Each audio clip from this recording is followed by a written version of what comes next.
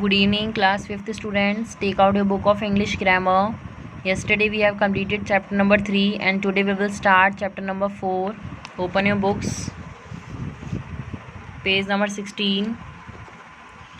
Name of the chapter is Subject and Predicate. Now, what is the meaning of subject and what is predicate? First of all, we will read this. All sentences are made of two parts, subject and predicate. What is a sentence? Sentence is a group of words that makes complete sense and the complete meaning. And sentence is having a two parts. First is subject and the second is predicate. The subject is who are, what the sentence is about. About the sentence, what is telling. That part is subject.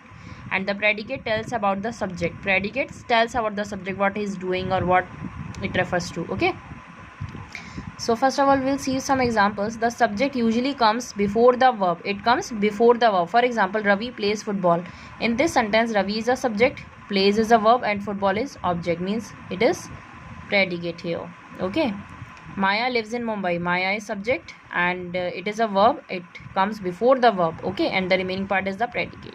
However, the placement of subject and predicate in a sentence may vary depending on the kind of sentence. It depends upon the kind of sentence. Vary means changes. Okay, so first one is interrogative sentences. What are interrogative sentences? In interrogative sentences, the subject comes after the verb. For example, in this sentences, the subject comes after the verb. Where is James? The verb is here and it comes before, after this. Okay, James is a subject.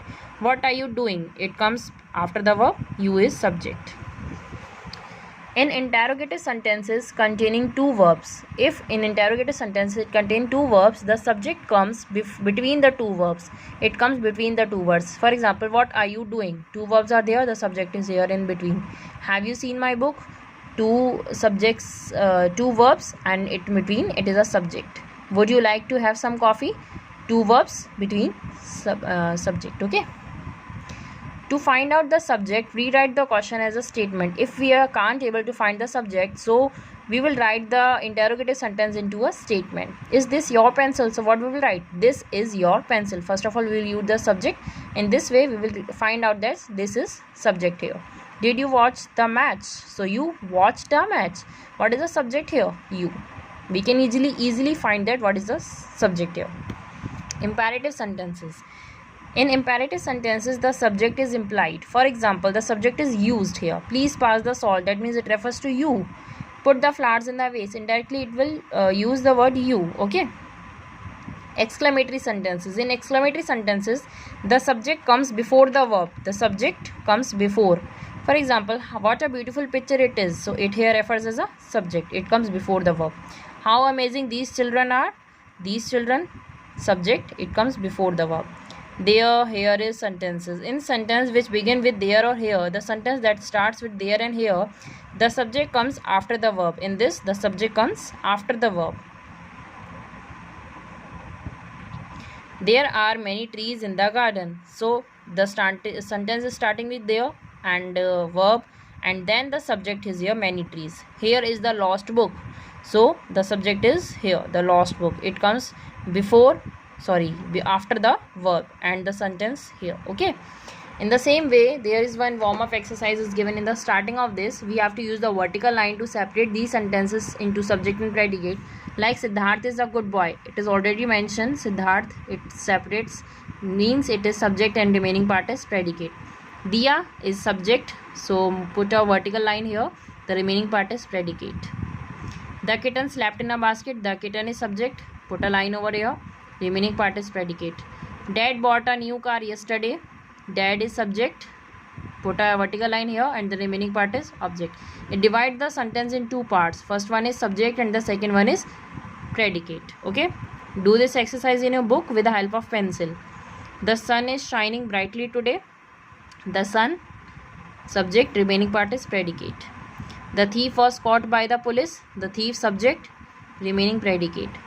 We slept in our tents during the trek. We, subject, remaining part is predicate. Put a line over here. Farmers are plowing the field. The farmers is subject, vertical line, remaining of predicate. Teacher handed out the notebooks. The teacher, subject, put a vertical line, remaining predicate. I am going to the dentist office in the afternoon. I, subject, remaining part is predicate, put a line. The people were saved from the burning building. The people, subject, put a vertical line. Baichung Bhutia is a well-known football player. So it is subject and put a vertical line over here, remaining part is predicate. In this way you have to complete this exercise in your book only with the help of pencil. Now come to the exercise A. Join each subject with the correct predicate. We have to do the matching here in these sentences. So you have to do this exercise in your book with the help of pencil. Okay. First one is the book. We will match it. Is on the table. Write down number 1. Second, the sun is shining brightly. Number 2. Barking dogs seldom bite. Number 3. The shepherd minds his sheep. Number 4. The rooster crows in the morning. Number 5. The earth goes round the sun. Number 6. The old man walked with the help of a stick. Number 7. You, please come here. Number 8. You have to complete the matching in the same way. Write down the numbers. Don't do the matching with the help of lines. Okay. And write it with the pencil in your book only. Now turn the page. Exercise B. Identify the subject in these sentences. You have to find the subject. What sentence is given here? Do you have to complete this exercise in your homework? And tomorrow I will discuss the answers. Thank you.